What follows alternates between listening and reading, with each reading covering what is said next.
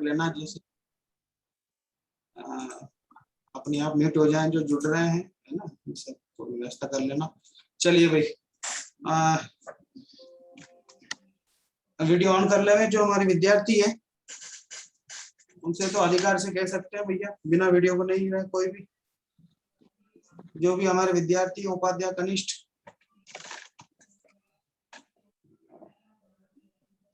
ये पूरा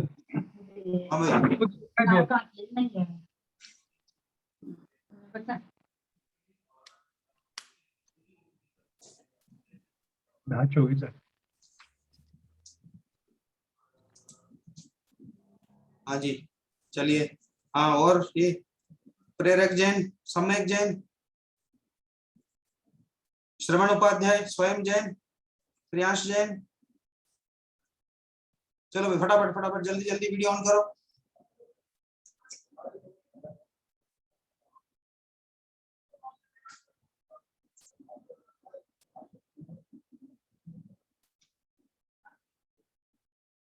चलिए, जैसे ओम नमः सिद्धेभ्यः, नमो अरहन्ताणं, नमो सिद्धाणं, नमो वायरीयाणं, नमो वज्रायाणं, नमो लोये सौवसाहुणम्।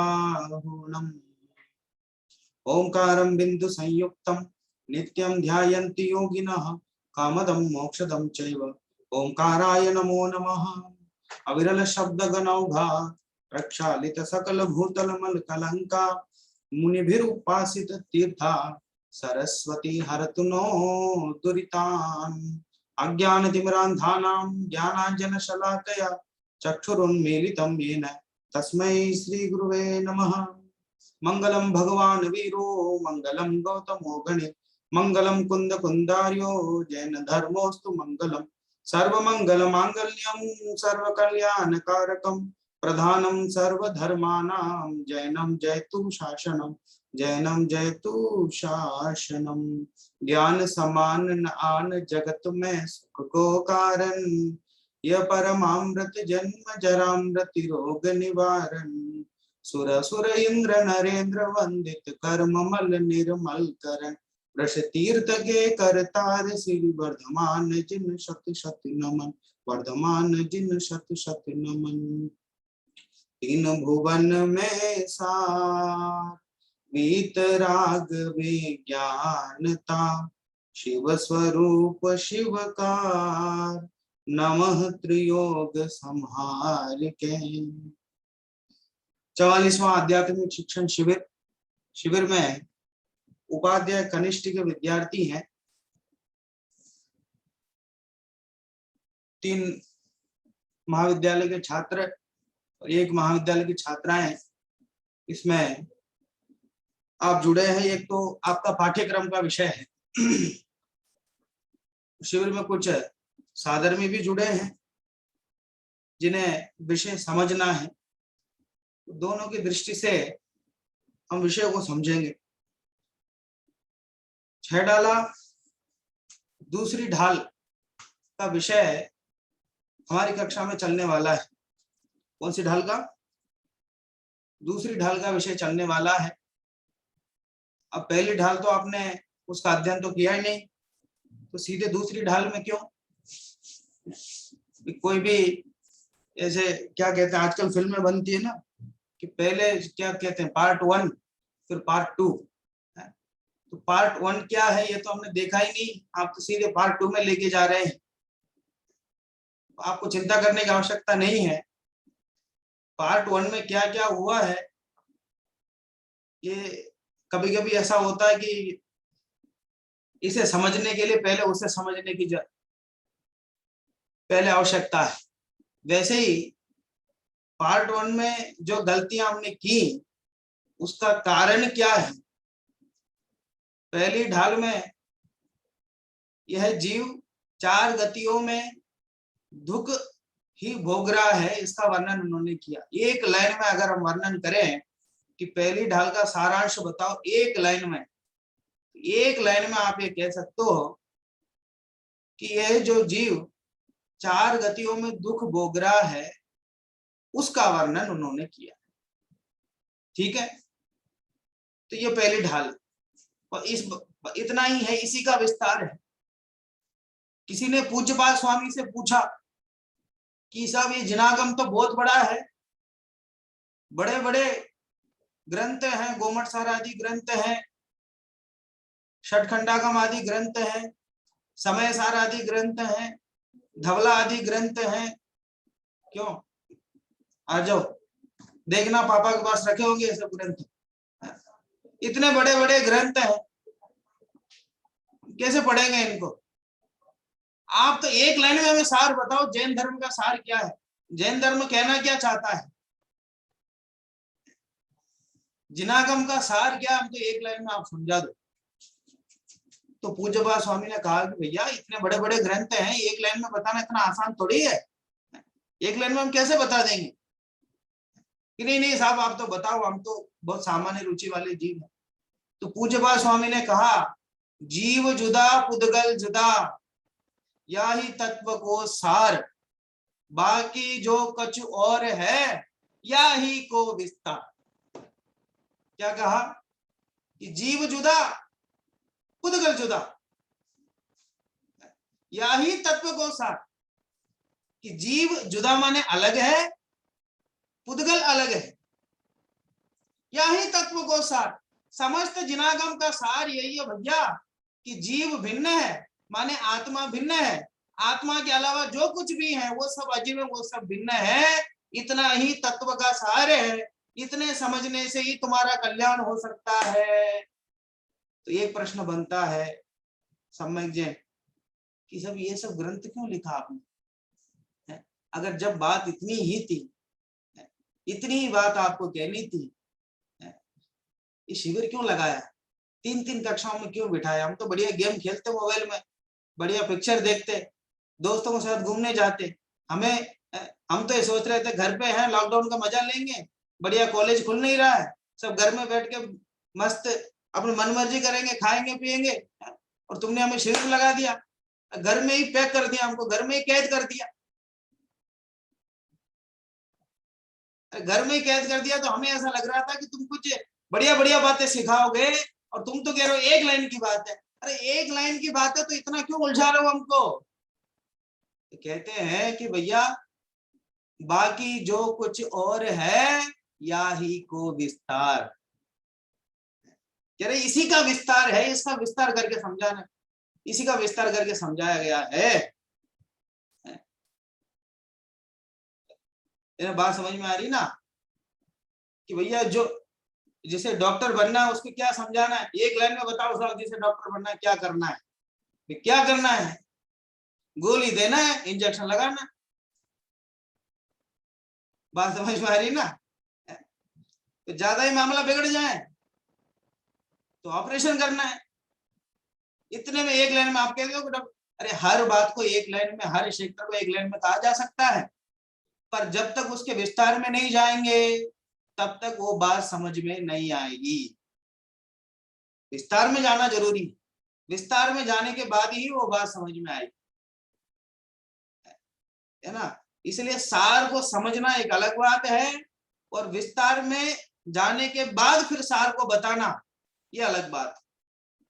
देखो एक प्रश्न पूछता हूँ फटाफट, आप अभी तक मतलब शिखर जी नहीं गए, मान लो आप अब तक हमें शिखर जी नहीं गए, उसकी वंदना आपने नहीं की, आपने पुस्तक में से पढ़ी है शिखर जी के बारे में, आपसे पूछा जाए भैया शिखर जी के बारे में बोलो, उस समय जो आप बोलोगे वो, फिर आप 10 दिन रह के आए, 10 वंदना आपने की है, एक परिक्रमा भी की है, उसके बाद फिर आपसे पूछे कि शिखर जी के बारे में बोलो, पहले जो सार बताओगे पुस्तक पढ़ करके, फिर वंदना के बाद परिक्रमा के बाद जो सार बताओगे, दोनों सार में कुछ अंतर है कि नहीं है? बोलो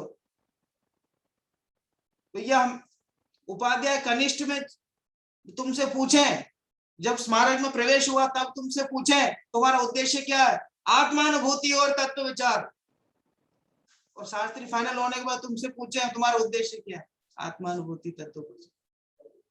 बात समझ में आ रही? वहां तो वो जोर से बोल रहे थे, भाई अब क्या हुआ, भैया पढ़ने के बाद अगर तुम बोलो तो उसमें ऐसा लगा कि तुम अपने अनुभव से बोल रहे हो। पढ़ने से पहले बोल रहे तो सीनियरों ने तुम्हें सिखा दिया कि भैया परिचय सम्मेलन है, वहां जाना है, तुम्हें अपना नाम बताना है, अपने माता पिता का नाम बताना है, गांव का नाम बताना है, और ये कहना है कि मेरा उद्देश्य है कि बहुत बड़ा उद्भट विद्वान बनना और आत्मानुभूति और तत्व प्रचार करना। ये सीनियर ने तुम्हें सिखा दिया और तुमने अपना परिचय दे दिया उसमें। और फाइनल होने के बाद पूछा क्या उद्देश्य, मैं सोच रहा हूँ बीएड करूंगा, सोच रहा हूँ ये कर लूं, फिर वो नौकरी कर लूं। बात समझ में आ रही ना? तो वो अनुभव के बाद जो सार बताया जाता है वो ज्यादा महत्वपूर्ण होता है।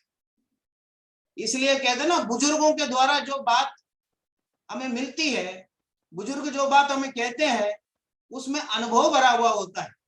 इसलिए बुजुर्गों की बात को कभी टालना नहीं चाहिए, उनकी बात यथार्थ होती है।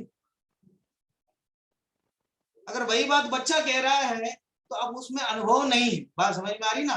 तो ऐसे ही यहाँ पे पूज्य स्वामी ने क्या कहा कि भैया जीव जुदा पुद्गल जुदा, याही तत्व को सार, बाकी जो कुछ और है या एक को विस्तार।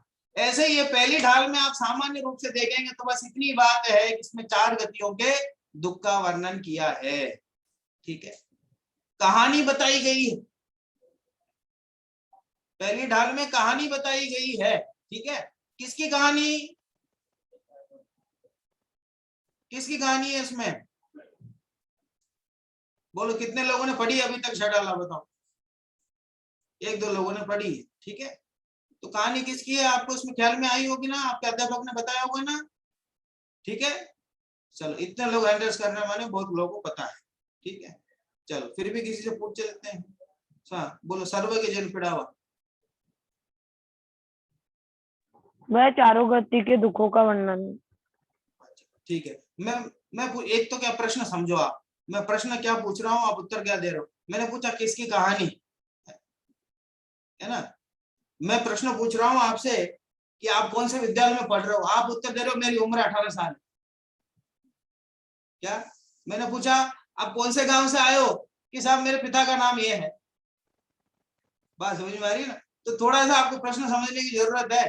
ठीक है, चलो हाँ बोलो भाई। शाश्वत अस्ति जय। इसमें हमारी कहानी बताई है। बिल्कुल, इसमें किसकी कहानी है? हमारी कहानी है, माने जीव की कहानी है, आत्मा की कहानी है। ठीक है, इसमें कथा कहा ना उन्होंने 4 नंबर के छंद में, तास भ्रमण की है बहु कथा, तय कछ कहूं कही मुनि यथा, काल अनंत निगोद मजार, वित्यो एकेंद्री तनधार। कहानी कहां से शुरुआत होती है इसकी, कि निगोदिया जीव में, यह जीव जो है निगोद में रहा है, निगोद पर्या में रहा है। कब तक रहा है? अनंत काल तक रहा है, अनंत काल तक।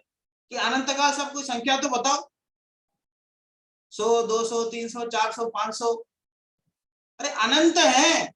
अनंत माने जिसका अंत नहीं आवे, ऐसा अनंत।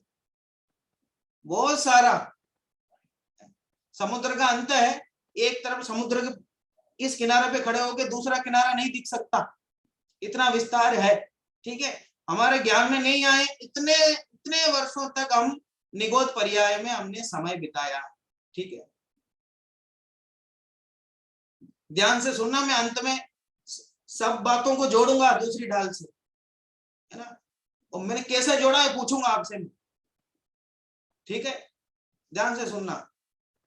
तो वहां निगोदिया से ये बात शुरू हुई कि साहब निगोदिया क्या होते हैं। निगोदिया ये समझो कि इस जीव की सबसे ज्यादा दुर्दशा उस अवस्था में होती। सामान्य शब्दों में मैं बोलूं कि समझो कि जीव की जहां सबसे ज्यादा दुर्दशा होती है उस अवस्था का नाम निगोदिया है। कि साहब ऐसी क्या दुर्दशा होती है? कि साहब आपने क्लास लगवा दी, सुबह 7 बजे से विधान रख दिया, फिर उसके बाद 3 क्लास रख दिया, फिर उसके बाद दादा का प्रवचन है, विभिन्न विद्वानों का प्रवचन है, खाने पीने की फुर्सत नहीं है, पूरा शिविर शिविर में उलझा दोगे क्या? अरे तुम तो ऐसा सोच रहे हो, वहां निगोदिया जीवों की अवस्था देखो क्या, एक श्वास में 8-10 बार जन्मो मरियो भरियो दुख बार। कह रहे हैं एक श्वास में, हम जो श्वास लेते हैं ये श्वास नहीं, इसमें तो बहुत सारे समय असंख्यात समय है, इसके भी असंख्यात भेद है, 1 सेकंड के भी असंख्यात भेद हैं। यानी जन 1 सेकंड के भी असंख्यात भेद हैं, उसमें से एक समय की बात है, उस 1 सेकंड को भी बहुत ज्यादा, क्या कह रहे हैं, उसका भी बहुत ज्यादा भेद करो, उसमें से एक को उठाओ, ठीक है। उस एक समय में कितनी बार जन्म होता है? 18 बार जन्म, और मरण कितनी बार होता है? 18 बार। तो 18 बार जन्म मरण तो उतने छोटे समय में करते हैं, वो होते निगोदिया जी। अब बोलो, अब तुम्हें खाने पीने की फुर्सत नहीं है, अब उनको मरने जीने की फुर्सत नहीं, जन्म मरण की फुर्सत नहीं है उनको, तो केवल उनका काम क्या? जन्मना मरना, जन्मना मरना, जन्मना मरना, जन्मना मरना, बस। इस अवस्था का नाम निगोदिया है। अब बोलो, बाकी दूसरे काम करने की क्या फुर्सत है वहां पे? और हमें कितनी इंद्रियां मिली हुई हैं? 5 इंद्रियां हैं और एक मन है, और निगोदिया में एक ही इंद्रिय है। कौन सा इंद्रिय है? स्पर्शनेन्द्रिय। स्पर्शनेन्द्रिय, एक स्पर्शनेन्द्रिय मात्र है, और जन्म 18 मरण बार उनका होता रहता है एक समय में। अब उनके पास मैच देखने का समय मिलेगा? बोलो। अब उन्हें पबजी खेलने का समय मिलेगा क्या? बोलो। इंटरनेट नहीं आए, गुस्सा करने का समय मिलेगा क्या? बोलो। किस बात का समय है उन्हें? तो ये वहां भी ज्ञान तो है, वहां निगोदिया जो जीव है उनको भी ज्ञान तो है, अक्षर के अनंतवें भाग ज्ञान है। कितना ज्ञान है? अक्षर के अनंतवें भाग। तुम्हें कितने अक्षर याद है? हिंदी के, इंग्लिश के, किसी ने और कोई और भी कोई भाषा सीख ली, हमें तो अक्षर का भी ज्ञान है, और शब्दों का भी ज्ञान है, वाक्यों का भी ज्ञान है, और वाक्यों का भाव वासन भी है, ठीक है। एक तरफ वाक्यों का ज्ञान होना एक अलग बात है, और उनका भाव वासन होना अलग बात है, ठीक है। इधर आओ, ये तो शब्द है, इसमें ई अक्षर लगा हुआ है, धा अक्षर लगा हुआ है, र अक्षर लगा हुआ है, तो इसको इधर पढ़ना इतना तो हमको आता है, और उस वाक्य को इधर आओ ये वाक्य पढ़ना भी आता है। अगर कोई हमसे बोले इधर आओ, तो हम वहां बैठ के वाक्य नहीं पढ़ने लगेंगे, अच्छा ये बोल रहे हैं, इधर बोल रहे हैं, ऐसा, तो उधर जाएंगे हम, तो इसको बोलते हैं भाव वासन। उस वाक्य को भी पढ़ना, और ये समझना कि कोई बोल रहा है तो इधर आओ, तो इधर आना है, तो वो मतलब वो भाव वासन, इस वाक्य का यह अर्थ है, ऐसा भी समझना, इतना ज्ञान हमको है। लेकिन उसको अक्षर के अनंतवें भाग, ये आ अक्षर है ना, आ अक्षर का अनंतवां भाग करो। अब ये सब देखो, जैन धर्म में ऐसी बातें होती है, अनंत, असंख्यात, संख्यात, मतलब जो हमारी समझ से परे ऐसी बातें होती है। आपको कल्पना करनी पड़ेगी ये सब बातों। पहले आप अनंत समझा, अनंत कैसे समझाएं? बात समझ में आ रही ना? तो ये सब का आपको समझना पड़ेगा। अक्षर में अनंतवां भाग, वहां पे ज्ञान रहता है, और काम क्या रहता है? जन्मना मरना, जन्मना मरना, जन्मना मरना। बोलो, कौन किसकी शोक सभा में जाता होगा? बताओ, कौन किसके बर्थडे पे जाता होगा वहां निगोदिया में? जरा विचार तो करो, निगोदिया जो जीव है उनकी अवस्था कैसी होती होगी। हम हम यहाँ पे कैसा जीवन जी रहे हैं, हम भी वहीं से आए हुए हैं, और अनंत काल तक वो दुख हमने भोगा है, अनंत काल तक, ठीक है। तो ऐसा वहां निगोदिया जीव में वो रहता है, स्थावर जीवों में रहता है। फिर बहुत भाग्य से, कैसे भाग्य से, कि किसी को चिंतामणि रत्न मिल जाए, सड़क पे चलते चलते किसी को चिंतामणि रत्न मिल जाए। चिंतामणि रत्न क्या होता भाई आदि जैन? चिंतामणि रत्न वह होता है जिसको देख करके, जिससे हम कुछ भी मांगे वो मिल जाए, जिसके सामने चिंतन करने मात्र से मिल जाए। जांचे सुरतर दे सुख, चिंतत चिंता रैन, बिन जांचे बिन चिंते धर्म सकल सुख दे। उसमें 12 भावना में आपने पढ़ा होगा, वहां पे जांचे सुरतर दे सुख, सुरतर माने होता है कल्प वृक्ष, कल्प वृक्ष के सामने जाके मांगना पड़ता है, मुझे ये दे दो, मुझे वो दे दो, मुझे वो दे दो, बस में। और चिंतामणि रत्न के, ऐसा चिंतामणि रत्न हाथ में रख करके मन में जो सोचो मुझे ये चाहिए मन में, तो मिल जाए। तो ऐसे ही चिंतामणि रत्न मिल जाए किसी को, या तो सड़क में 1 रुपए का सिक्का अगर किसी का गिर जाए, आधा घंटे बाद वापस जाए आदमी ढूंढने के लिए, वो सिक्का तक नहीं मिलेगा, चिंतामणि रत्न कहां से मिलेगा?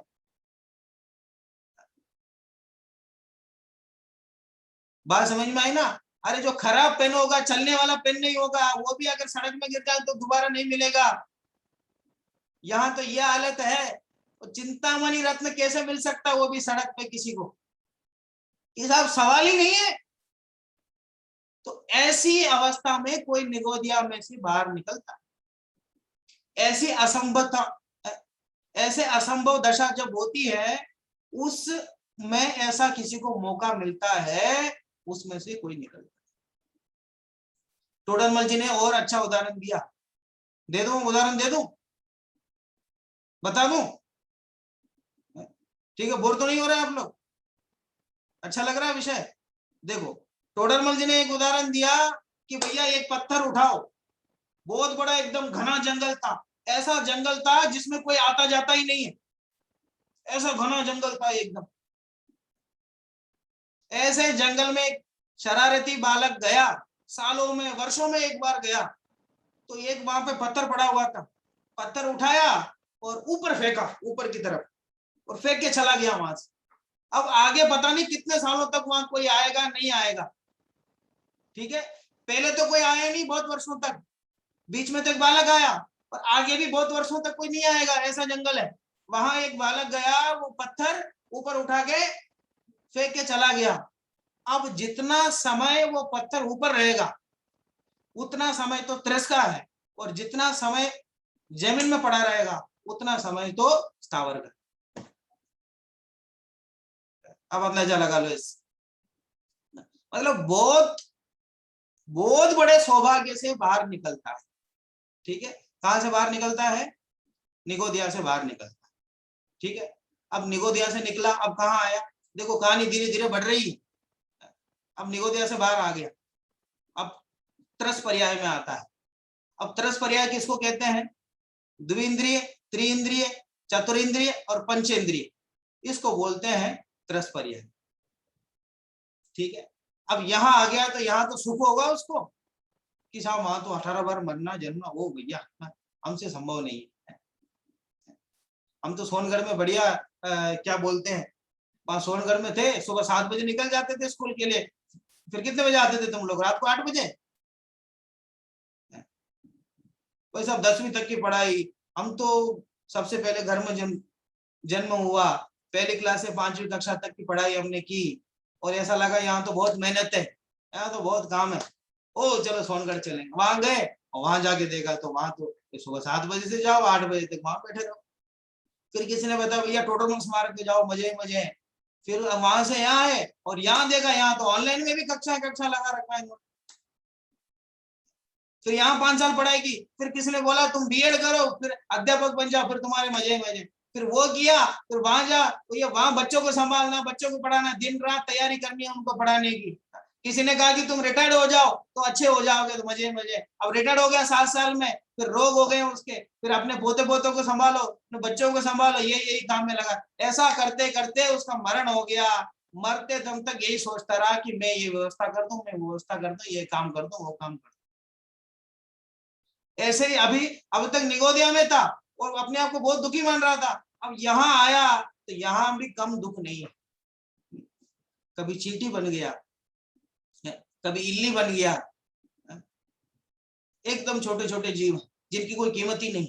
लोग बैठे बैठे क्या करते, मच्छर कोई आगे बैठता है, मच्छर को भगाते नहीं है, मच्छर को, ये बात समझ में आ रही? लोग तो ये समझे, ये एक मनोरंजन हो गया लोगों को, बैठे बैठे मच्छर मारते इकट्ठा करते रहते, अब कहते इतने मच्छर मार दिए। नीचे चींटी है और छोटे मोटे कितने जीव हैं, उन सबको देखे बिना चलते हैं, उन सबको मार देते हैं, और लोग इसको मनोरंजन समझते हैं। बात समझ में आ रही ना? तो ये जो मतलब वहां 18 बार जन्म मरण कर रहा था, यहाँ आकर के चींटी बन गया, और या छोटे मोटे जीव बन गया बाहर आकर के, तो भी दुख कम नहीं है। फिर थोड़ा आगे बढ़ा कि कभी शेर बन गया, कभी हिरण बन गया, और क्या बोलते कभी सांप बन गया, तो भी वहां दुख कम नहीं है।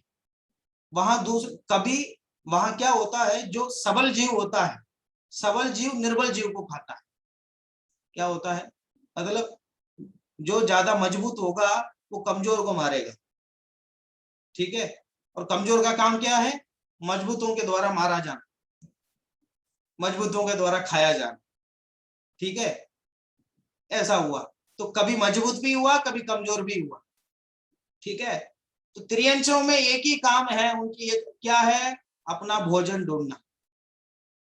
क्या, त्रियंच का एक ही प्रमुख काम है, अपना भोजन बस ढूंढते हैं।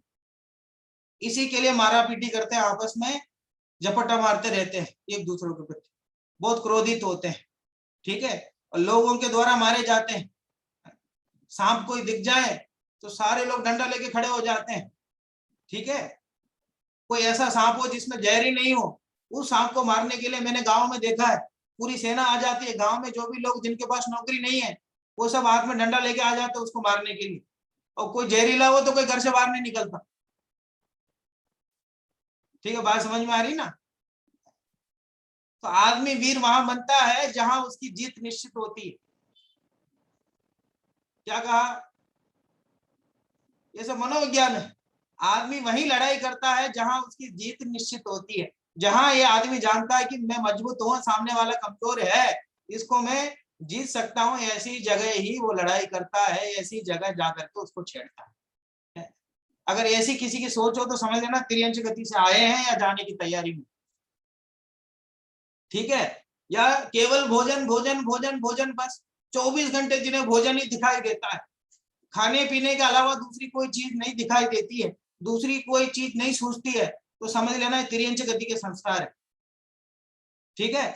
तो ये त्रियंच गति में से इस जीव ने ऐसे केवल भोजन के पीछे और रहने के पीछे, अपने आप को बचाने के पीछे, दूसरे जीवों को खाने के पीछे, ऐसे कर करके त्रियंच गति के दुख भोगते भोगते फिर उसमें से मरा।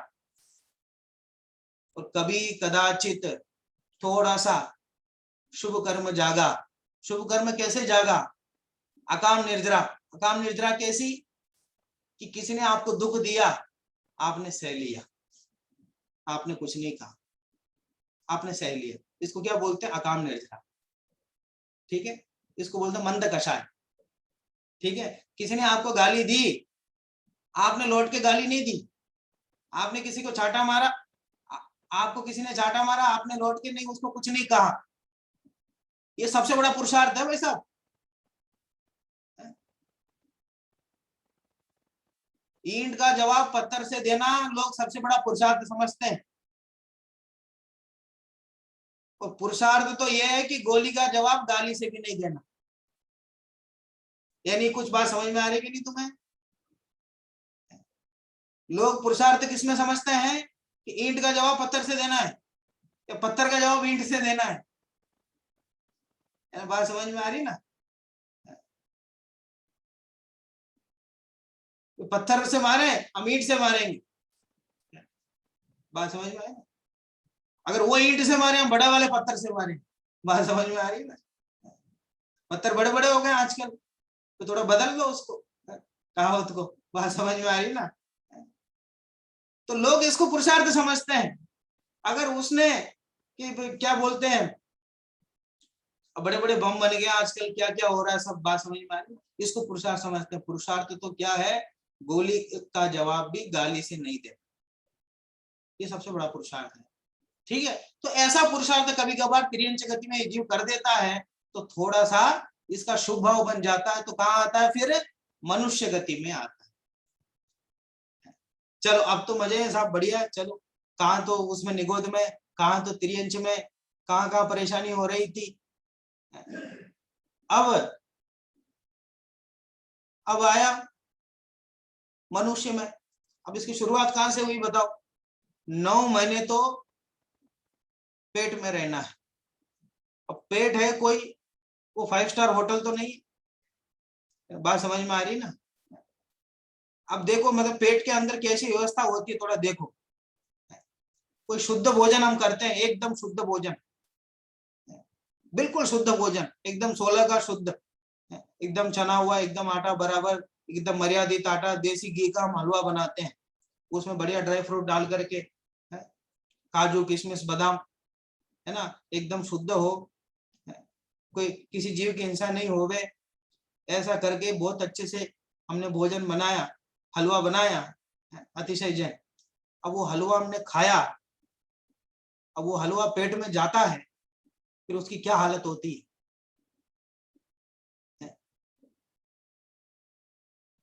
ये पेट की अवस्था है। पेट का वर्णन इससे बढ़िया हम क्या कर सकते, बोलो। ऐसे पेट में कब तक रहते हैं हम? 9 महीने तक रहते हैं।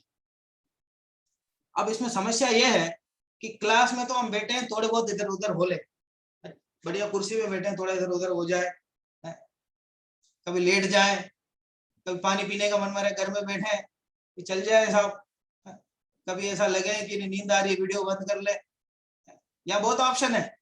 अब वहां कोई ऑप्शन नहीं है, वहां एक ही एंगल में रहना पड़ेगा आपको। बात समझ में आ रही है ना? तो 9 महीने तक तो ये दुख आपको भोगना है।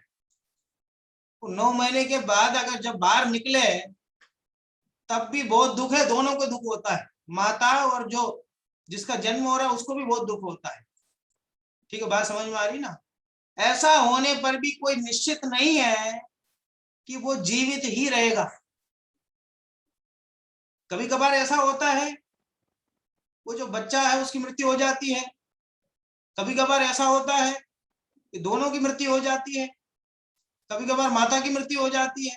ऐसी बहुत इसमें विडंबनाएं हैं। कदाचित बाहर भी आ गया तो बाल्य अवस्था में तो ज्ञानी नहीं, सब सिखाना पड़ता है। ठीक है, एक एक चीज उसको बतानी पड़ती है, क्या करो, मंदिर ले जाओ भैया, बाबू जय करो, ऐसे ऐसे करो। बात समझ में आ रही है ना? तो फिर सब चीजें उसको सिखानी पड़ती है, यहाँ बैठो, वहां ऐसा करो, ये मत खाओ, वो मत खाओ। ठीक है, सब चीजें सिखानी पड़ती है। बालकपना तो ऐसे ही निकल जाता है, और थोड़ा जवान होता है, जवान होता है तो तरुण समय तरुणी रत रहियो। तो तरुण समय में क्या होता है, तरुणी मतलब उसकी जब शादी हो जाती है, अथवा इस प्रकार के विकल्पों में वो उसमें निकाल देता है, विषयों के विकल्प में ही वो निकाल देता है। बचपना है वो तो खेलने में निकल जाता है, युवा अवस्था है वो तो भोगने में निकल जाता है। अब वृद्ध अवस्था रह गई, वृद्ध अवस्था में कुछ करने का समय आए, अब उस समय तो अर्ध मृतक सम बूढ़ोपनो, क्या शब्द यूज किया दौलत राम जी ने? अर्ध मृतक सम बूढ़ोपनो, आधा मरा हुआ आदमी। क्या कहा? आधा मरा हुआ आदमी। आधा मरा हुआ आदमी क्या कर सकता है? इंद्रियां क्षीण हो गई है, हाथ में लाठी लेकर के चलना पड़ रहा है, अचानक चक्कर आ गया, मंदिर गए, घूमते घूमते चक्कर आ गया, वहीं लेट गए 5 मिनट, प्रवचन सुनते सुनते नींद आ गई। ठीक है, दांतों में दर्द होने लग गया, चश्मा पहनना पड़ रहा है। खैर आजकल तो चश्मा सबको ही पहनना पड़ रहा है। बात समझ में आ रही है ना? सारी व्यवस्थाएं डगमगा गई शरीर की, दोपहर में आराम किए बिना नहीं चलता, ज्यादा गरिष्ठ भोजन नहीं कर सकते, पेट में दिक्कत, सर में दिक्कत, सारी तरह से दिक्कत हो जाती है, इंद्रियां क्षीण हो जाती हैं। ऐसा समय में कोई अपना स्वरूप कैसा देख सकता है? तो मनुष्य भाव की प्रमुख 3 अवस्थाएं होती हैं, बाल्यावस्था, तरुण अवस्था माने युवा अवस्था, और वृद्ध अवस्था। तीनों अवस्था में यह जीव ऐसा लीन हो जाता है कि उसे अपना स्वरूप देखने का मौका ही नहीं मिलता। कुंद आचार्य को 11 वर्ष की उम्र में कुंद आचार्य अपने घर से बाहर निकल गए। 11 वर्ष माने समझ लो 6वीं कक्षा, 7वीं कक्षा। हमारे माता पिता तो अकेले स्कूल नहीं भेजते हैं, स्कूल बस से हम स्कूल जाते हैं, और किस दिन स्कूल बस नहीं आए तो हमारे पापा क्या गाड़ी में ले जाके छोड़ के आ जाएंगे स्कूल में, ऐसा नहीं कहेंगे तुम अकेले चल जाओ। हमारी हालत तो ये है। कुंद आचार्य के माता पिता वो धन्य होंगे, उन्होंने 11 वर्ष की उम्र में ही उन्होंने छोड़ दिया मुनि संघ के साथ, भैया जाओ अपना आत्म कल्याण करो। ये आपके माता पिता ने जो निर्णय लिया है स्मारक में भेजने का, विद्यालय में भेजने का, तत्व ज्ञान सीखने का, कि भैया बाद में जो आजीविका जो होगी, जो कमाओगे उसकी कोई दिक्कत नहीं है, लेकिन ये तत्व ज्ञान ग्रहण करो। कुंद आचार्य के माता पिता ने जो सोचा उससे कम नहीं है आपके माता पिता। तत्प्रति प्रीति चित्तेन येन वार्तापि हि स्तुता निश्चितम सा भवेद भव्य भावी निर्वाण भाजन।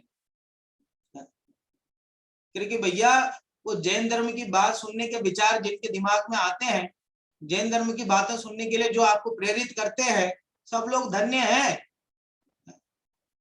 बात समझ में आ रही ना? तो चलो अपनी बात चल रही थी वहां पे। ऐसा मनुष्य गति भी ऐसे ही निकाल लेता है। ठीक है, तोड़रमल जी ने बहुत सुंदर उदाहरण दिया, देखो 2 मिनट लूंगा मनुष्य गति को समझाने के लिए। उन्होंने क्या कहा कि मनुष्य गति कैसा है, ये मनुष्य गति, ये जो मनुष्य पर्याय है, ये मनुष्य भव है, ये काने गन्ने के समान। गन्ना समझते हो ना? गन्ना क्या बोलते हैं उसको? शुगर कैन, सही है? हाँ, थोड़ी बहुत अंग्रेज जानता हूँ। तो काने गन्ने के समान है। काना क्या होता है? काना माने खराब। ठीक है, उसमें से ऐसी आंखें निकल आती हैं, मतलब खराब हो जाता है, वो एक अंदर से लाल लाल हो जाता है, उसमें से स्वाद नहीं आता। आजकल तो सब गन्ने का जूस पीते हैं, गन्ना कोई नहीं खाता। पहले गन्ने खाते थे लोग, हमने भी बचपन में खाए हैं वो। आजकल तो उसको मशीन में डाल करके उसका रस निकाल लेते हैं, फिर उसको पी लेते हैं पैसा दे करके। लोग मेहनत नहीं करना चाहते हैं। ठीक है, तो वो पहले ऐसे गन्ने खाते थे लोग। तो उसमें से आप समझ लो, जिसमें काना गन्ना है माने खराब हुआ गन्ना है, उसके समान है ये मनुष्य। कैसे समझाते हैं? अब किसी को गन्ना खाना है, उसके हाथ में काना गन्ना आ गया, खराब गन्ना आ गया, अब क्या करें वो आदमी? अब क्या करें? हार जाओ, क्या करें? मन तो बहुत है, मन तो बहुत है साहब, क्या करें? एक काम करते हैं, इसको खा लेते हैं, जितना रस आएगा आएगा। ठीक है, ऐसा सोच करके अगर किसी ने उसको खाया, उससे 2 नुकसान हो गए। पहला नुकसान मैं बताऊंगा, दूसरा आपसे पूछूंगा। पहला नुकसान तो यह है कि स्वाद तो बिल्कुल आया नहीं, क्योंकि वो खराब गन्ना था, स्वाद आया नहीं बिल्कुल भी। अब दूसरा नुकसान क्या हुआ, कौन बताएगा?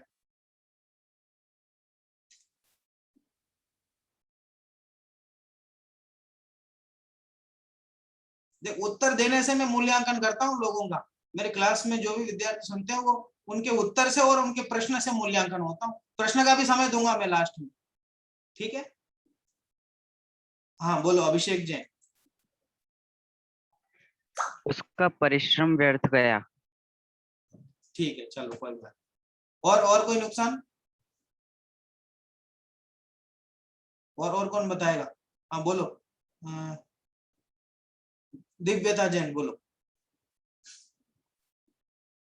वो गन्ना तो खराब था, तो उससे जितनी भी बहुत बढ़िया, बहुत बढ़िया। एक नुकसान तो ये हुआ कि स्वाद नहीं आया। दूसरा नुकसान हुआ कि हाथ में जो एक गन्ना था, एक ही बचा हुआ था, वो भी खराब हो गया। ठीक है, ऐसे ही ये मनुष्य भाव है, ये काने गन्ने के समान है। कोई व्यक्ति इसमें से रस लेना चाहे, स्वाद लेना चाहे, भोग करके स्वाद लेना चाहे, तो एक नुकसान तो ये होता है कि स्वाद नहीं आता, क्योंकि स्वाद है ही नहीं। और दूसरा नुकसान ये हुआ कि मनुष्य भाव चला गया यूं।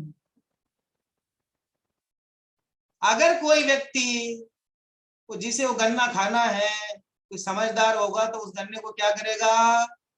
जमीन में बो देगा।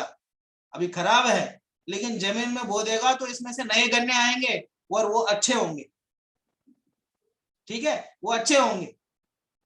और इंतजार करके, वो इसलिए बोलते हैं इंतजार का फल मीठा होता है। बात समझ में आ रही ना? वो इंतजार करना पड़ेगा उसको। वो जमीन में उसको बोने के बाद में बहुत अच्छे गन्ने आएंगे उसमें से। ठीक है, ऐसे ही मनुष्य भाव को कोई आदमी भोगने में लगा देगा, मजाक मस्ती में लगा देगा, खेल खेलने में लगा देगा, दूसरे उल्टे सीधे कामों में लगा देगा, तो 2 नुकसान हो गए। एक तो उन कामों का मजा ही नहीं आएगा उसको, और दूसरा वो मनुष्य भाव भी चला जाएगा। वैसे ही अगर कोई समझदार होगा तो इस मनुष्य भाव को भी जमीन में बो दो। जमीन में बोना माने क्या, मनुष्य भाव को ले जाके जमीन में नहीं लगाना है। जमीन में लगाने का मतलब ये है मनुष्य भाव का उपयोग करो, साधना करो, तत्व ज्ञान का अभ्यास करो, तत्व ज्ञान को समझो, जिनवाणी का अध्ययन मनन करो, अपना स्वरूप को समझो, तो अच्छे से इसको संयम से इसको बिताओगे, साधना से इस मनुष्य भाव को बिताओगे, तो भविष्य में जाकर के तुम्हें और अच्छा फल इसका मिलेगा। ठीक है, बात समझ में आ रही ना। लेकिन यह जीव क्या करता है, निगोद में तो दुखी रहा तो दुखी रहा, तिर्यंच गति में अनेक पर्याय पा करके दुखी रहा तो दुखी रहा, मनुष्य गति में आकर के भी बालपन में बिना ज्ञान के ही दुखी रहा, और युवा अवस्था में तरणी में दुखी रहा, भोगों में दुखी रहा, और वृद्ध अवस्था में अर्ध मृतक सम होता हुआ दुखी रहा, और ऐसा होता हुआ कहां पहुंचा, नरक गति में पहुंचा। ठीक है, प्राप्त सुविधाओं का जो सही उपयोग नहीं करते हैं उनका क्षय निश्चित है। ठीक है, अब पहुंचा नरक गति में। अब नरक गति का तो मैं आपसे पूछ लूंगा तो आप ही बता दोगे नरक गति में क्या दुख होता है। नरक गति के नाम से हमारे दिमाग में क्या है सबको पता है, बहुत बड़ी कढ़ाई होती है, उसमें बहुत सारा तेल होता है, वो बहुत गर्म होता है, और पकौड़ी की तरह लोग उसमें डाल करके तले जाते हैं। ठीक है, ये तो हमने सुना पड़ा है, ये भी हो सकता है। पर दौलत राम जी क्या कहते हैं कि उस भूमि में पैदा होता है, कोई वहां जाके पेट में नहीं रहता। या मनुष्य गति में जैसे 9 महीने तक पेट में रहते ना, वह नरक गति में ऐसा नहीं है। नरक गति में बहुत बड़ा गुफा सा होता है, तो गुफा में से गिरता है जीव जोर से नीचे जाके, क्या वो गुफा में से जाके उसमें गिरता है सीधा उसमें नरक की पृथ्वी में, और गिरते ही क्या होता है,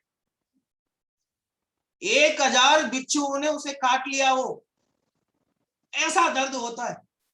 नरक की भूमि को फर्स्ट बार आपको स्पर्श करते ही कैसा दर्द होता है, 1000 बिच्छुओं ने, किस किस को बिच्छुओं ने काटा बताओ, बात समझ में आ रही ना। 1000 बिच्छुओं ने काटा हो, इतना दर्द होता है एक साथ उसको स्पर्श करते ही। बोलते ना first impression is best impression, बात समझ में आई। तो क्या कह रहे हैं, तो पहला अनुभव जो है नरक गति का आपका वो कैसा होगा, वो 1000 बिच्छुओं ने आपको काट लिया हो। ठीक है, बात समझ में आ रही ना। तो ऐसा तो वहां पे जाता है, और वहां उसको भूख इतनी लगती है, स्वयं बाबू उसको इतनी भूख लगती है कि 3 लोग के जितने भी अनाज हैं वो सब दे दें उसको, सारा दे दें उसको, तो भी उसकी भूख नहीं मिटेगी, इतनी भूख लगती है उसको। वेदना उसकी इतनी होती, हमारी वेदना कितनी होती है, 5 रोटी लायक, थोड़ा सा चावल साथ, किसी दिन मिठाई बन गया तो मिठाई साथ। ठीक है, इतनी सी अपनी वेदना, बस हम इतने में शांत हो जाएंगे। कोई थोड़ा मोटा हो सकता है, वो 5 से 8 रोटी तक पहुंच सकता है, कोई उससे भी मोटा होगा तो 15 रोटी तक पहुंच सकता है, ज्यादा से ज्यादा 25 रोटी। अब मैंने अभी तक जितने लोगों से मिला 25 रोटी से ज्यादा तो मैंने किसी को नहीं देखा, बात समझ में आ रही ना। लेकिन वहां 3 लोग के अनाज सब दे दे उसको, रोटी नहीं अनाज जितने रखे हैं वो भी दे दे, 3 काल के अनाज दे दे उसको, तो भी भूख नहीं लगे। फिर भी वहां मिलता क्या उनको, एक कण भी नहीं मिलता। कण समझता हो आप, ये बिल्कुल 1% कुछ नहीं मिलता उनको, एक टुकड़ा भी नहीं मिलता। टुकड़ा तो बहुत बड़ा हो गया मतलब एक टुकड़ा तो बहुत बड़ा हो गया, कण कण बोला उन्होंने, कण, ठीक है, वो भी नहीं मिलता। और प्यास इतनी लगती है, इसमें भी 3 लोग को ले लो, अब 3 लोग में जितना पानी है वो सब पी ले तो भी प्यास नहीं बुझे। अब लेकिन उनको एक बूंद भी पानी उनको नहीं मिलता, एक बूंद पानी भी। ठीक है, अच्छा ठीक है साहब, वहां खाना नहीं है, पीना नहीं है, अच्छे दोस्त तो होंगे, हमारी दोस्ती चलेगी साहब 5 साल तक तो यहाँ चलेगी, जयपुर में चलेगी, उदयपुर में चलेगी, वहां उन लोगों की अपनी, या भोपाल में अलग चलेगी, कोटा में अलग चलेगी, सब दोस्त तो मिलेंगे, हाँ मिलेंगे, अच्छे दोस्त मिलेंगे, हम बहुत अच्छे दोस्त मिलेंगे। कि सब कैसे दोस्त होते हैं वहां, क्या करते हैं सब, वो सब मिल करके एक दूसरों को मारते पीटते, कैसे दोस्त है? सच्चे दोस्त तो वही कहलाते हैं ना, एक दूसरे को मारे पीटे। बात समझ में आ रही ना? वो एक दूसरों को मारते हैं पीटते हैं, यही काम है उनका। ठीक है कि ठीक है साहब, दोस्त भी ऐसे ही है, क्या करें, मारे पीट रहे। वहां का मौसम तो अच्छा होगा? हाँ बिल्कुल अच्छा है। कि या तो सर्दी होती है या तो गर्मी होती है। कि साहब कितनी सर्दी होती, कैसा, क्या स्वेटर वोटर ले जाऊंगी नहीं वहां, कैसे क्या व्यवस्था है? कि भाई इतनी सर्दी होती है कि मेरु के समान लोहा भी गल जाए। 1000 योजन, 1,00,000 योजन, ठीक है, इतना इतना मोटा अगर लोहा हो वो भी गल जाए, इतनी तो ठंड पड़ती है। और ऐसी गर्मी पड़ती है। 7 नरक है ना, उनमें अलग अलग व्यवस्था है, किसी में ठंड है किसी में गर्मी है। ठीक है, और कि साहब ठीक है, और वहां की बनावट कैसी है? चलो बनावट तो अच्छी होगी, 3 मंजिल मकान होंगे वहां पे, 4 मंजिल मकान होंगे, कैसे क्या है वहां पर? पार्क तो होंगे ना घूमने के, शाम को घूमने जाने के लिए पार्क तो होगा ना वहां? क्योंकि वहां वैतरणी नदी बहती। क्या? वैतरणी नदी बहती। वैतरणी नदी में क्या होता है? खून और मवाद दोनों बहते हैं, जिसे हम देखना नहीं चाहते। खून और मवाद वहां बहते हैं। ठीक है, अब ये तो वहां नदी की व्यवस्था है। पेड़ कैसे होते हैं? सेमर वृक्ष होते हैं वहां, सेमर। और उस वृक्ष की खासियत क्या है? उसके पत्ते तलवार के समान होते हैं। क्या? उसके पत्ते जो है तलवार के समान होते हैं। कोई पास में जाए वो पत्ता गिरता है, आदमी कट जाता है। कि ठीक है साहब, वहां के सीनियर लोग कैसे हैं? हम तो अभी अभी गए हैं, वहां के सीनियर क्या करते हैं कि सीनियर भिड़ाते हैं आपस में एक दूसरे को, और तिल तिल करे दे के खंड, शरीर के इतने टुकड़े बना देते, तिल के समान, छोटा छोटा छोटा, इतना मार पीट के इतना छोटा कर देते हैं, वापस जुड़ जाता है। वहां की व्यवस्था।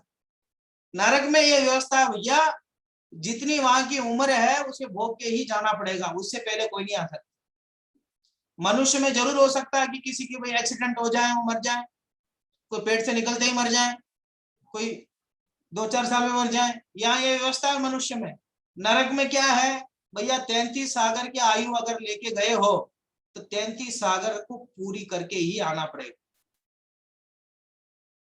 ठीक है, 31 सागर लेके गए हो तो 31 सागर की आयु पूरी करके ही आप पानी, इतनी। ठीक है, ये तो 3 गति में इतना सारा दुख है। नरक गति में तो दिखता भी है, बाकी में भी इतना ही दुख है। ठीक है, अब ये बताओ, अब थोड़ा सा बच कच के जाता है देव गति। एक गति रह गई, कौन सी गति? देव गति। अब साहब यहाँ तो बहुत आनंद है, यहाँ तो मैं सब देव गति, देव होते हैं, उनका पुण्य का उदय होता है, 32 देवांगनाएं होती हैं। ठीक है, उनको मतलब भोजन की जरूरत नहीं पड़ती है, वो तो जब उनको भूख लगे आंख बंद करते हैं और कंठ से अमृत झर जाता है, अपने आप भूख की वेदना दूर हो जाती है। बढ़िया एकदम, उनके बड़े बड़े महल होते हैं, वो जहां चाहे जा सकते हैं, एकदम शक्तिमान की तरह घूम करके कहीं भी पहुंच सकते हैं।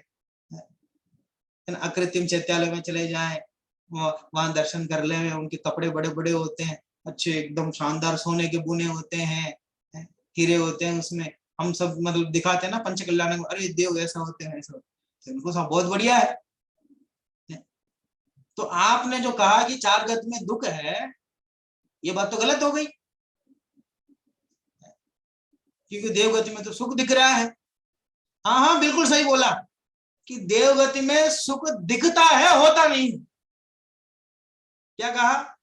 देवगति में सुख है, वह दिखता है, होता नहीं है। आप बड़े एसी कमरे में बैठो, है ना, एकदम 16 में कर लिया आपने एसी, सामने कंप्यूटर लगा है, वो पूरा नेट दे दिया आपको, अनलिमिटेड नेट। ठीक है, अनलिमिटेड नेट दे दिया, ध्यान से सुनना, आयुष उदयपुर एकदम अनलिमिटेड नेट दे दिया, बहुत सारा पैसा दे दिया आप। ठीक है, बहुत सारा पैसा आपको दे दिया, और जितना आपको खाना चाहिए सब दे दिया, सारी व्यवस्था कर दी। लेकिन एक समस्या है, क्या? कि बंद कर दिया बाहर से खाना। कि आपको सुविधाओं की कमी नहीं होगी साहब, एसी चलते रहेगा पूरा, एकदम खाना जो बोलोगे वो सब रख दिया हमने, पर आप बाहर नहीं निकल सकते। अब बोलो उसको सुविधा कहेंगे कि दुविधा कहेंगे? बोलो कि ना एक देखो साहब इतनी बढ़िया एसी, एकदम शानदार, इन्वर्टर लगा हुआ, कभी 24 घंटे में लाइट नहीं जाएगी, अनलिमिटेड नेट, जितना खाना हो जो खाना हो सब उपस्थित है, लेकिन आप जगह से उठ नहीं सकते। अब बोलो उसको सुख कहोगे दुख कहोगे? बोलो,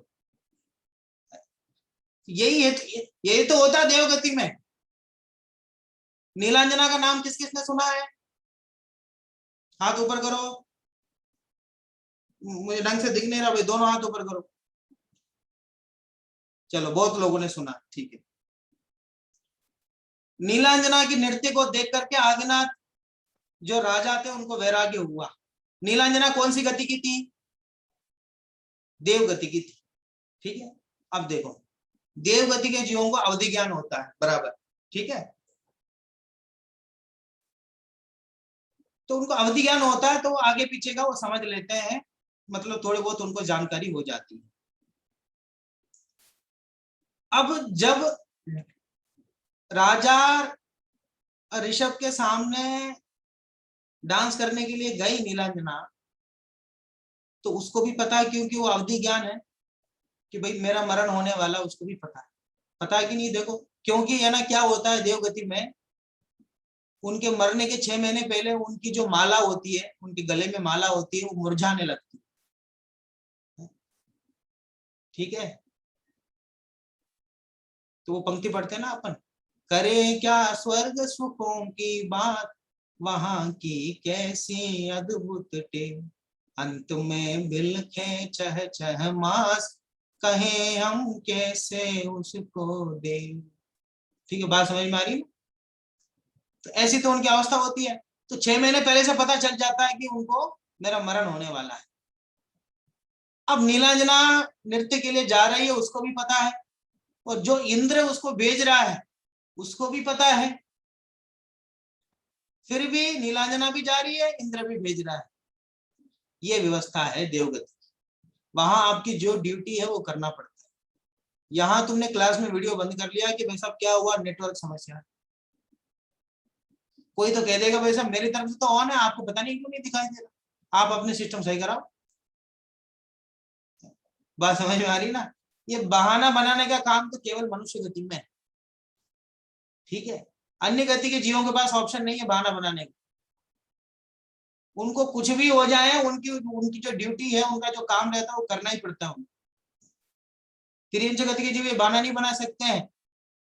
बात समझ में? उनको खाने के लिए ढूंढना ही पड़ता है कुछ ना कुछ, ठीक है ना। किसी को नहीं कह सकते हमें आरक्षण दे दो, हमें कुछ मतलब खाने पीने को कुछ व्यवस्था कर दे, हमारी सरकार हमारी व्यवस्था कर दे तो बढ़िया हो जावे। ऐसा आंदोलन नहीं कर सकते तिर्यंच लोग, उनको जाना ही पड़ता है अपने काम। नार के लोग भी ऐसा नहीं कर सकते हैं कि भैया बहुत हो गया मार काट, एक दिन तो शांति रखो यार। बात समझ में? वो कुछ नहीं कर सकते, उनको तो यही काम है। ऐसे देवगति के जीव पे जिनकी जो व्यवस्था है वो व्यवस्था मरते दम तक वो व्यवस्था उनको करनी पड़ती है। प्रवचन सार में अमरचंद्र आचार्य ने कहा कि आपको घी पसंद है कि नहीं है? किस किस को घी पसंद है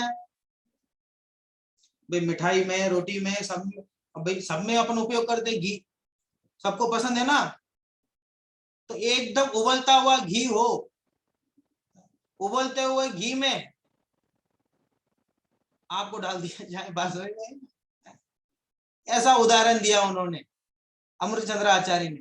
घी तो बहुत पसंद है, घी तो बहुत अच्छा है, तो ठीक है तुम्हें डाल देते हैं उसमें उबलता हुआ घी को। ऐसे तुम्हें भोग बहुत अच्छे लगते हैं तो भोग ही भोग दे देते हैं तुमको। फिर देखो कि मोबाइल में गेम खेलना कैसे उसको बंद करते हैं। एकदम ईमानदारी से बताना, झूठ मत बोलना। मोबाइल में गेम खेलना किस किस को पसंद है? यार बहुत लोगों को पसंद, सबको, यार बच्चे हैं, ठीक है। अब तुम एक कमरे में बैठो और खेलते जाओ, 1 घंटा 2 घंटा 3 घंटा 4 घंटा 5 घंटा 6 घंटा 7 घंटा 8 घंटा 9 घंटा 10 घंटा 12, खेलते जाओ। अब तुम्हें सारी व्यवस्था हम कर देंगे तुम्हारे कमरे में, कभी नेट कम नहीं होगी, चार्ज कम नहीं होगा, सब भोजन वगैरह सब बराबर दे देंगे। बस दिक्कत, बस ये समस्या, आंखें हटनी नहीं चाहिए तुम्हारे मोबाइल से। बोलो कब तक खेल सकते हो, कब तक कर लो, कब तक टीवी देख लोगे तुम बताओ? तो 2-3 घंटे में आंखें भूल जाएंगी, आंखें लाल हो जाएंगी, नींद आने लग जाएगी। ऐसे देवगति में है, यहाँ भोग भोग भोग भोग करते हैं, वहां भोग ही भोग मिलता है। भोग इतना मिल जाता है कि आदमी परेशान हो जाता है उससे। ठीक है, इसलिए कहा कि अति सर्वत्र वर्जते। ठीक है, अति नहीं होनी चाहिए, बात समझ में आ रही ना? तो इस तरह 4 गतियों में यह जीव दुख भोगता है। ठीक है, वो निगोदिया भी त्रियंच गति में आ जाते हैं, और मनुष्य भी दुखी है, नारकी तो दुखी है ही, और देव भी दुख है, मानसिक दुख है उसको। ठीक है, देव भी दुख है। देव में भी मतलब थोड़ा छोटे वाले होते हैं, ऊपर वाले होते हैं, भवनत्रिक होते हैं, भवनवासी, ज्योतिषी और व्यंतर, ये भी दुखी है। ये तो छोटे देव, बहुत छोटे देव है ये तो। ठीक है, बात समझ, एक बहुत बड़ा 5 स्टार होटल हो, उसमें जो वेटर होगा, बात समझ में आ रही ना, उसको भले ही सुविधा मिलेगी, उसमें एसी में रहेगा, अपने मन चाह खा सकता है, पी सकता है, लेकिन है तो वहां का नौकर ही। ठीक है, ऐसे देवगति के ये 3 लोग हैं, है ना, ज्योतिष, व्यंतर और भवनवासी। एक विमानवासी होते हैं, वैमानिक कहलाते हैं, वो थोड़ा ऊंचे हैं, वो 5 स्टार होटल में खाने के लिए जाते हैं, वो वेटर नहीं है। बात समझ में आ रही ना? तो वो, उनकी अवस्था थोड़ी ऊपर है, तो वे भी दुखी हैं। ठीक है, ये तो अंतर है। तो पहली क्लास पढ़ने वाला बच्चा समझता है मैं तो दूसरी में चला जाऊंगा तो सुखी रहूंगा, अब दूसरी में जाता तो और पुस्तकें आ जाती है, और ज्यादा पढ़ना पड़ता है, तो दूसरी में जाए, फिर तीसरी में जाना, फिर उसको लगता है उसमें, अब 10वीं में जाके बहुत अच्छा लगेगा, फिर उसमें 10वीं में जाता है, अरे चलो स्कूल का चक्कर ही बंद करो, तो कॉलेज में जाएंगे, कॉलेज में मजा आएगा। अब कॉलेज में जाता तो और डबल मेहनत करनी पड़ती है। बात समझ में आई ना? उसके बाद कॉलेज के बाद ऐसा लगता है यार बढ़िया नौकरी लग जाएगी, बढ़िया अच्छा काम करेंगे और अच्छा पैसा कमाएंगे, ऐसा सोचता, फिर उसमें ज्यादा तो उससे ज्यादा मेहनत करनी पड़ती है। ठीक है, ऐसी अवस्था बदलती जाती संसार में, लेकिन दुख जो का त्यों बना रहता है। ठीक है, अवस्था बदल जाती है, परिस्थिति बदल जाती है ना, नाम बदल जाता है, गति का नाम बदल जाता है, लेकिन स्थिति वैसी की वैसी बनी रहती है कि जीव दुखी ही दुखी बना रहता है। ठीक है, बात समझ में आ रही है ना? कि व्यक्ति कपड़ा तो बदल देता है, कोई अज्ञानी होगा, उसके एकदम बाल एकदम ऐसा कर लो, क्या बोलते हो स्पाइस, क्या बोलते हैं, एकदम ऊपर करवा दो उसको, और एकदम दाढ़ी रख दो बढ़िया उसको कर दो, और ऊपर से बहुत अच्छे कपड़े पहना दो, अब उसको ले जाकर स्टेज में खड़ा कर दो, उसको बोलने के लिए, तो बोल पाएगा? नहीं बोल पाएगा। ऊपर ऊपर से कितने परिवर्तन हो जाए, अंतरंग में परिवर्तन नहीं होगा तो परिवर्तन नहीं दिखेगा।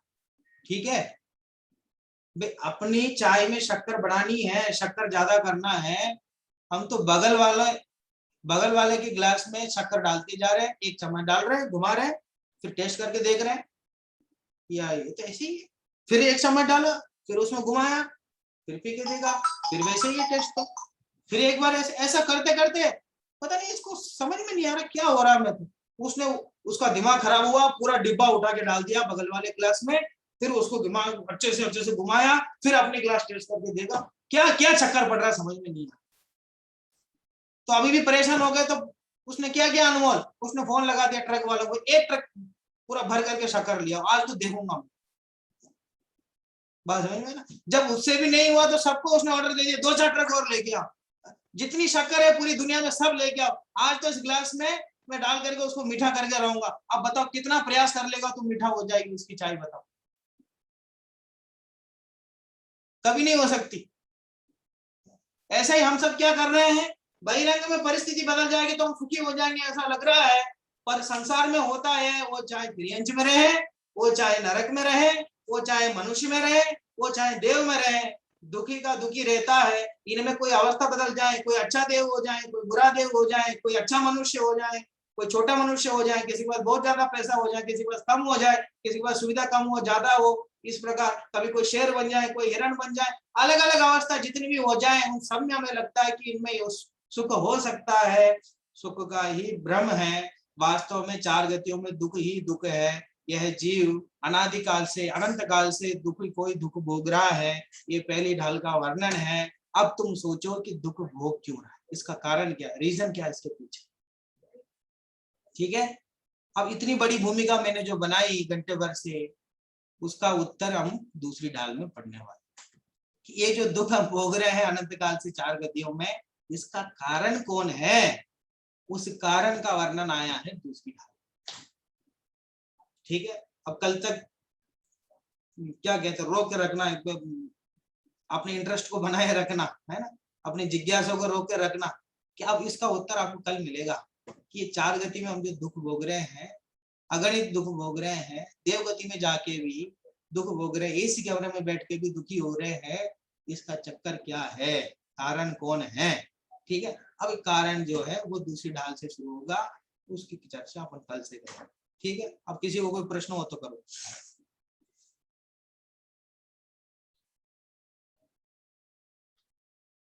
हाँ बोलो भाई, सम्यक जय।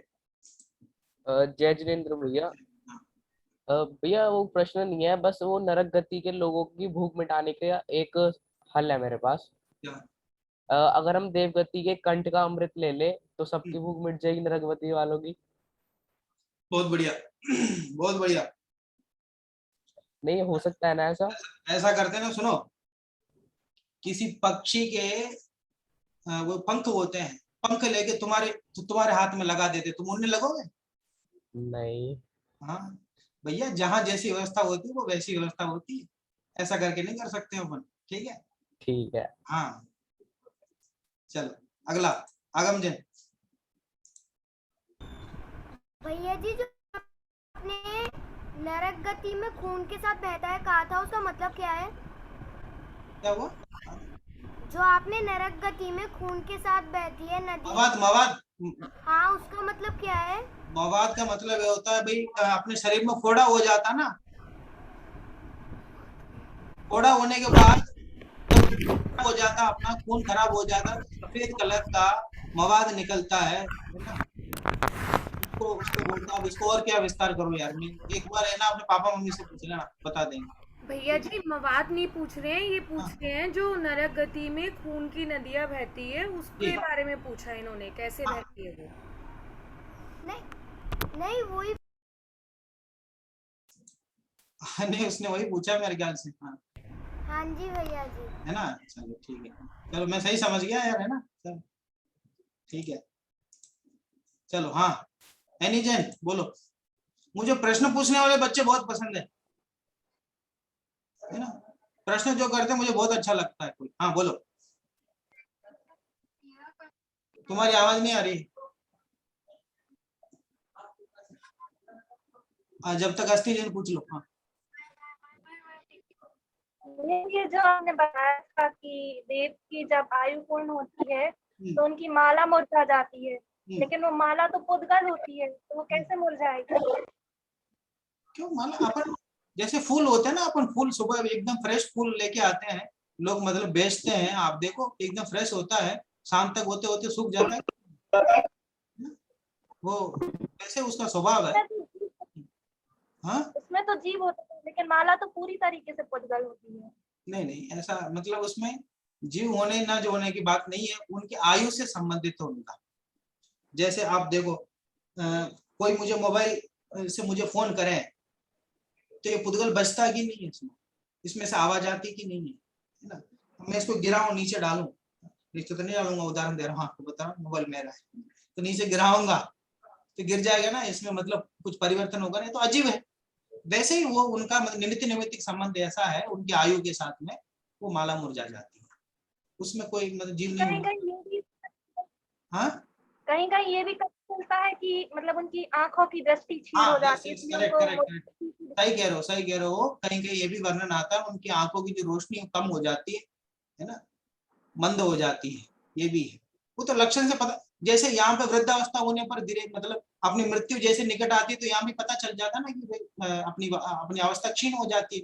वैसे देवगति में 1-2 लक्षण ऐसे होते हैं, उनकी माला मुरझा जाती है, आंखों की रोशनी कम हो जाती है, इस प्रकार। और अवधि ज्ञान तो रहता ही, उनको पता तो चल ही जाता है, ज्ञान में तो पता ही चलता है, ये तो दूसरों को पता लगने की बात। हाँ बोलो यानी नहीं आ रही, अभी भी आवाज नहीं आ रही आपकी, थोड़ी व्यवस्थित। हाँ बारी बोलो। हाँ, मेरा प्रश्न ये है कि आपने मंद कषाय के बारे में बताया था, तो मंद कषाय में ये होता है कि मतलब गोली का जवाब गाली से भी नहीं देना। छोटे बच्चे होते हैं तो उनको उनके मम्मी पापा डांटते हैं पीटते हैं, तो उसमें बच्चे तो कुछ कर नहीं सकते, तो उनकी भी मंद कषाय होती है क्या? हाँ उसमें क्या होता है, उसमें शब्द तो कठोर निकलते हैं, है ना। एक बच्चा, है ना, संजीव जी गोदा साहब का बहुत अच्छा उदाहरण है ना। उसमें एक बच्चा रात्रि में मूवी देख के आता है, वो क्या बोलते, तीसरी जो उनकी पारी चलती है, तीसरा शो चलता रात को 12-1 बजे तक, उसको देख करके आता है तो मम्मी बहुत गुस्से से चिल्लाती है? वो जोर से बोलते, कहाँ गया था नालायक, अरे ये कोई टाइम होता है बाहर जाने का। वो जोर से चिल्लाती है और कहती है कि वहीं चल जा, वहीं बैठ जा, 2-3 शो और देख क्या। बात समझ में आ रही ना, ऐसा कहती है जोर से। अब बाहर में तो शब्द ऐसे हैं, अंतरंग में क्या है, अब वो दरवाजा खुला छोड़ के चली जाती है, वो जानती है मैं यहाँ से इसको चिल्ला के जाऊंगी, वो पीछे से आ जाए, फिर अंदर जाएगा तो फिर पूछे खाना खाया, बात समझ में, कुछ खाया कि नहीं, बात समझ में। अब मतलब वो जैन नहीं है, बाहर के लोग हैं ना वो, इसलिए बात समझ में, उदाहरण वाले लोग। अब उसमें तुम हिम्मत लगाना कि रात में खाने की पूछे, ठीक है, बात समझ में आ रही ना। तो ऐसे ही अंतरंग में अपनापन होता है। बच्चों को जो हम छोटे बच्चों को डांटते हैं तो उसमें अपनापन होता है, शब्द थोड़ा सा कठोर दिखते हैं, तो वो मतलब वो मंद कषाय की श्रेणी में ही अंदर से आ जाए, मैंने आपके मन में क्या है ये मायना रखता है। कोई कभी कभी ऐसी मतलब कोई ऐसी परिस्थिति हो जाती है, हम अपने घर वालों से ही थोड़ा सा नाराज हो जाते हैं, थोड़ा गुस्सा हो जाते हैं, तो मतलब वो अस्थायी होता है, तात्कालिक होता है, उसको नहीं। जो वास्तव में गलती से मतलब ऐसा सोचे मन में, वास्तव में तुझे मार दूंगा ऐसा, मतलब शब्दों में नहीं, गुस्सा में ऐसा बोल दे रहे तो मार दूंगा, लेकिन मन में ही कोई ऐसा सोच रहा है इसको मार दूंगा, तो वो कितना गहरा परिणाम होगा, वो कितना गंदा परिणाम, बात समझ में। तो इससे कषायों को अपने अंदर से लेना, शब्दों से नहीं लेना, ठीक है। हाँ जी बोलिए, प्रतिभा जी बोलिए।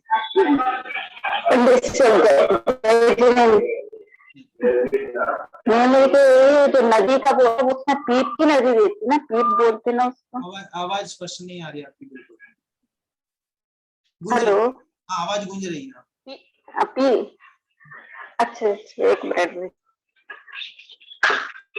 जो नदी रहती ना वो उसकी पीप की नदी रहती ना, पीप बोलते थे ना, पीप मवाद निकलता, मवाद पीप दोनों एक ही है, पीप और खून दोनों की होती है नदी। अच्छा, और जो एक बहन ने पूछा था जो फूल का, तो फूल एक इंद्री में आएगा? नहीं वो एक इंद्री में नहीं, फूल एक इंद्री में नहीं आते, एक इंद्री वृक्ष वगैरह जो नहीं, नरक गति में जो वहाँ पे वृक्ष आदि है वो एक इंद्री में नहीं है। अच्छा, यहाँ जो अन्य जगह है वो आते हैं एक इंद्रिय में, वो वहां के नहीं आते जी। हाँ शाश्वत दृष्टि है।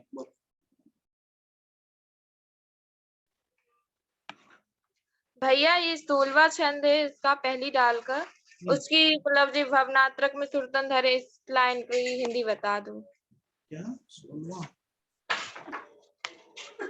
औरत विलाप वो वाला?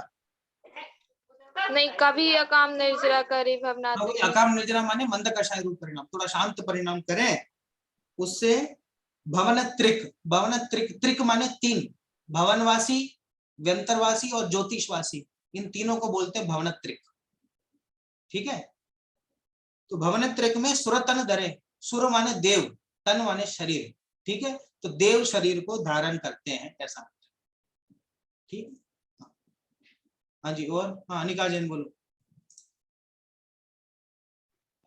भैया जैसे मैंने सुना है कि नरक में खाली कृष्ण, नील और कापोत लेशिया रहती है, और वहां पे सम्यक दृष्टि भी होते हैं, तो सम्यक दृष्टि भी यही लेशिया करते हैं फिर? हाँ उनकी भी यही लेशिया होती है। बाहर नारक कृत दुख भोगे अंतर सुपुरस घटा। बहिरंग में ऐसा होने पर भी उनके अंतरंग में अपने आत्मा में अपनापन है। इस वजह से मतलब कोई पढ़ने वाला विद्यार्थी हो, मैं थोड़ा सा आपको फटाफट समझा देता हूँ।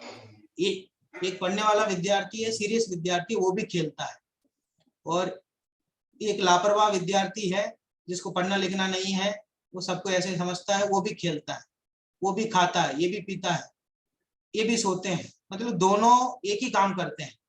खाना पीना सोना खेलना इनका काम ये सब एक ही है। लेकिन जो पढ़ने वाले विद्यार्थी का खेलना भी पढ़ने के लिए है, पढ़ने वाले विद्यार्थी का खाना भी पढ़ने के लिए है, पढ़ने वाले विद्यार्थी का सोना भी पढ़ने के लिए है। लेकिन जो लापरवाह विद्यार्थी उसका खेलना अपराध है। बात समझ में आई ना? ऐसे ही ये नरक में रह करके बाह्य क्रियाएं समान होने पर भी सम्यक दृष्टि और मिथ्या दृष्टि के दोनों के अंतरंग में, अभिप्राय में, इंटेंशन में, इंटेंशन ही बोलते हैं ना अभिप्राय को, है ना, उसमें अंतर है।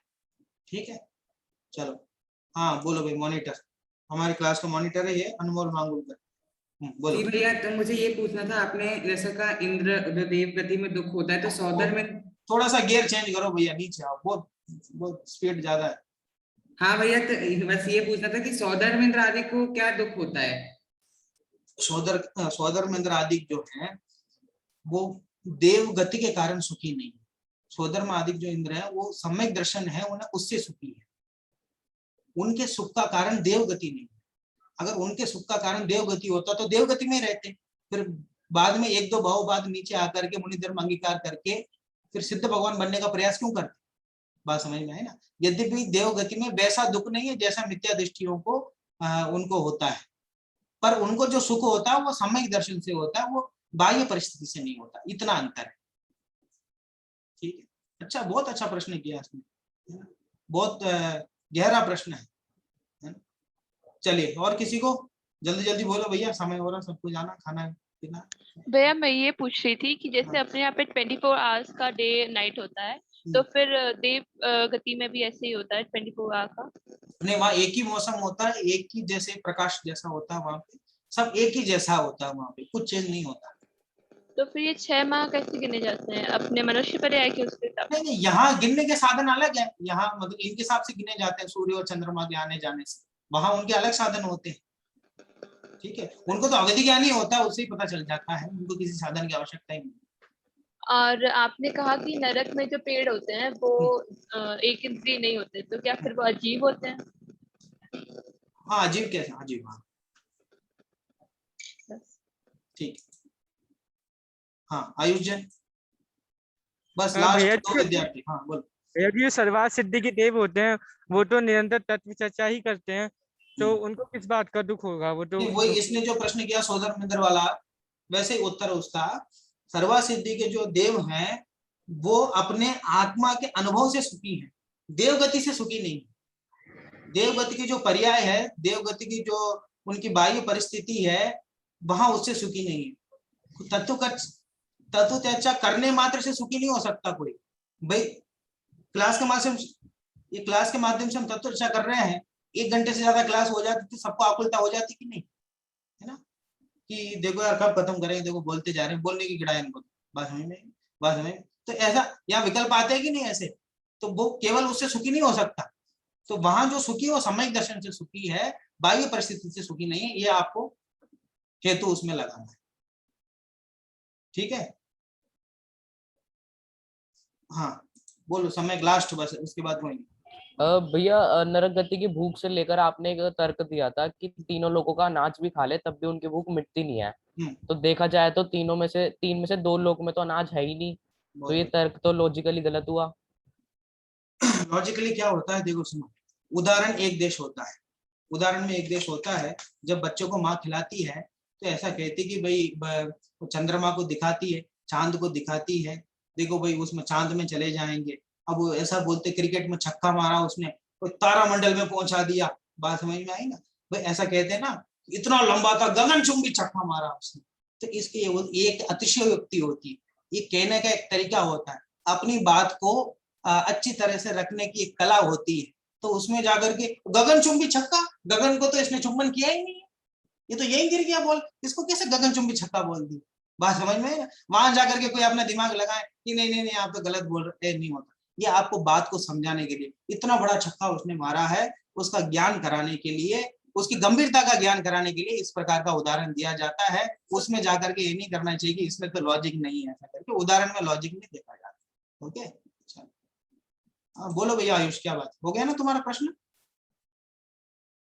चलो ठीक है, चलो जिनवानी स्तुति पूर्वक हम करते हैं। कल तक सोचना कारण क्या है, ठीक है, दुखी होने का।